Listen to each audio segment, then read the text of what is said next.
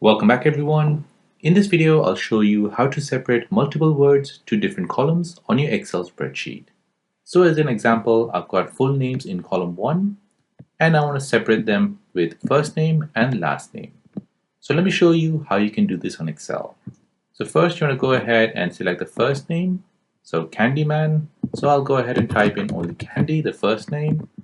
Go ahead and select it and duplicate it down below. Once you do this, you'll see Candy everywhere. However, you'll get this option here, autofill options. Go ahead and select the down arrow and then click on Flash Fill. Now once you do this, this will now fill in the first name. As you can see, Dandy, Screwball, Doc, Spud. Now let's go ahead and try it on the last name. So here, I'll put down the last name, go ahead and duplicate it down, and go ahead and select the option and Flash Fill. And now as you can see, it has separated the full name with the first name and last name. And there you go. That is how to separate multiple words in different columns on your Excel spreadsheet.